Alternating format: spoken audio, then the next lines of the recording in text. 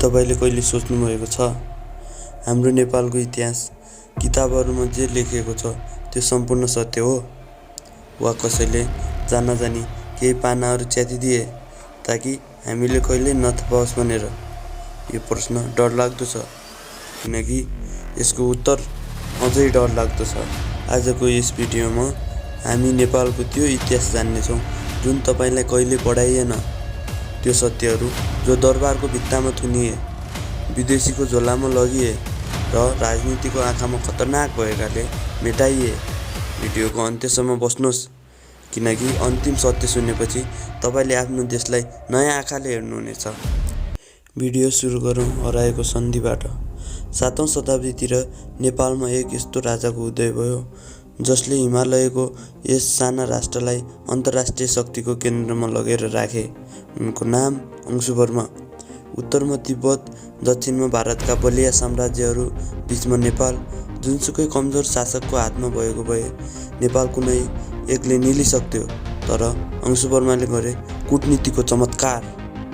उनले आफ्नी छोरी बिरकुटीलाई तिब्बती राजासँग विवाह गराएर उनले तिब्बतसँग शान्तिको ढोका खोले र त्यही बिरकुटीले तिब्बतमा बौद्ध धर्मको बिउ रोपिन्। नेपालको प्रभाव हिमालय पारी फैलियो, तर अंशुवर्माको मृत्युपछि नेपालमा अराजकता फैलियो र त्यही अराजकताको फाइदा उठाएर एउटा महत्त्वपूर्ण सन्धि सधैँका लागि हरायो।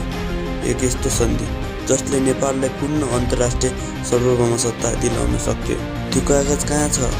इतिहासकारहरू भन्छन् युरोपका बन्द संग्रहालयमा, नेपालको पहुँच बाहिर। अनि तपाईले सोच्नुभएको होला युरोप कसरी पुग्यो? राम्रो प्रश्न, र त्यो उत्तरले तपाईलाई अर्को खण्डसम्म तान्नेछ। मल्लकालमा नेपालमा जुन कला र संस्कृतिको विकास भयो त्यो संसारका लागि अमूल्य सम्पदा थियो, तर त्यो सम्पदाको ठूलो हिस्सा आज नेपालमा छैन। काठमाडौँ उपत्यकाका मन्दिरहरूबाट सयौं मूर्तिहरू चोरिए।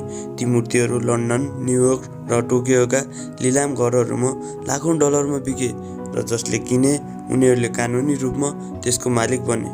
सन् 2015 को भूकम्पभन्दा अघिदेखि नै दशकौंसम्म यो सिलसिला चलिरह्यो र नेपाल सरकारले ती सम्पदा फिर्ता माग्ने प्रयास गर्दा अन्तर्राष्ट्रिय कानुनको जालोमा अल्झियो।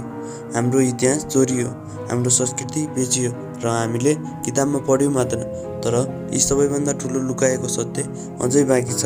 एउटा यस्तो सत्य जो नेपालको एकीकरणसँग जोडिएको छ र जुन कुरा आजसम्म पाठ्यक्रममा राखिएन किनकि यो कुरा राख्नु राजनीतिक रूपमा असुविधाजनक थियो। पृथ्वीनारायण शाह नेपालका राष्ट्रिय निर्माता। उनको साहस, उनको दृष्टि र उनको बलिदानको कुरा हामी जान्दछौँ, तर उनको दिव्य उपदेशको पूरा कुरा के हामीले साँच्चै जान्दछौँ? दिव्य उपदेशमा पृथ्वीनारायण शाहले नेपाललाई असली हिन्दुस्तान भनेका छन्, एक यस्तो राष्ट्र जो बाहिरी शक्तिहरूको प्रभावबाट मुक्त हुनुपर्छ। उनले विदेशी व्यापारीहरूबारे, विदेशी धर्मप्रचारकहरूबारे र विदेशी राजनीतिक हस्तक्षेपबारे कडा र स्पष्ट चेतावनी दिएका थिए, तर उनकै उत्तराधिकारीले यी चेतावनीहरू बेवास्ता गरे। बिस्तारै नेपाल, जुन राष्ट्रलाई पृथ्वीनारायण शाहले रगत बगाएर एकीकरण गरेका थिए, बाहिरी प्रभावको घेरामा पर्न थाल्यो।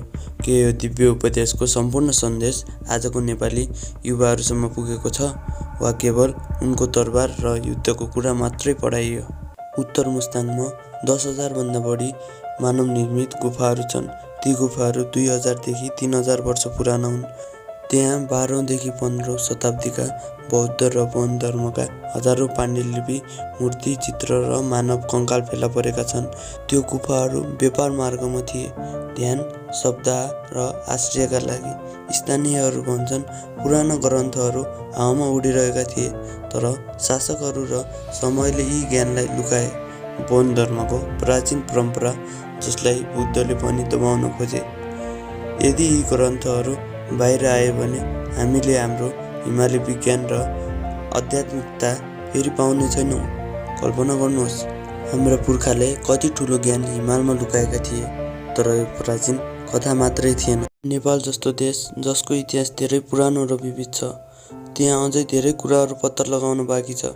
हिमाल, पहाड र तराईमा लुकेका कथाहरू, पुराना दस्तावेजहरूमा कैद भएका तथ्याङ्कहरू र मानिसको स्मृतिमा बाँचेका अनुभवहरू, यी सबैले देखाउँछन् कि हाम्रो इतिहास अझै पूर्ण रूपमा खुलिसकेको छैन। सत्य सधैँ सजिलै भेटिँदैन। कहिलेकाहीँ सत्यलाई खोज्न धैर्य, जिज्ञासा र साहस चाहिन्छ। एउटा कुरा निश्चित छ, सत्य कहिल्यै हराउँदैन। यो केवल केही समयको लागि लुकेको हुन्छ र एक दिन अवश्य बाहिर आउँछ।